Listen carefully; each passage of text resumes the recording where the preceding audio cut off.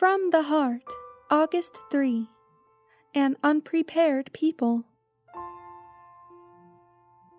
And she will bring forth a son, and you shall call his name Jesus, for he will save his people from their sins.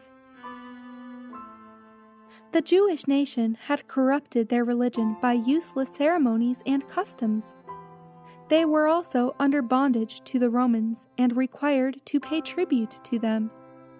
The Jews were unreconciled to their bondage and looked forward to the triumph of their nation through the Messiah, the powerful deliverer foretold in prophecy. They thought the coming one would, at his appearing, assume kingly honors and by force of arms subdue their oppressors and take the throne of David. Had they, with humble minds and spiritual discernment, studied the prophecies, they would not have been found in so great error as to overlook the prophecies which pointed to his first advent in humility, and misapply those which spoke of his second coming with power and great glory.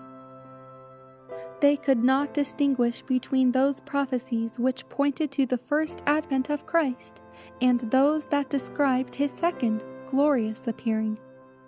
The power and glory described by the prophets as attending his second advent, they looked for at his first advent.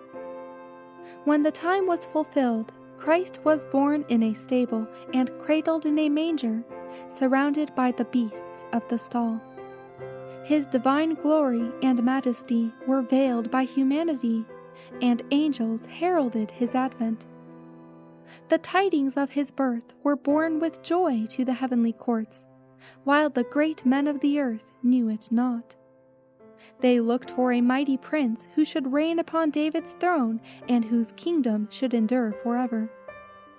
Their proud and lofty ideas of the coming of the Messiah were not in accordance with the prophecies which they professed to be able to expound to the people. In heaven it was understood that the time had come for the advent of Christ to the world, and angels leave glory to witness his reception by those he came to bless and save. They had witnessed his glory in heaven, and they anticipate that he will be received with honor in accordance with his character and the dignity of his mission. The angels from heaven behold with astonishment the indifference of the people and their ignorance in regard to the advent of the Prince of Life.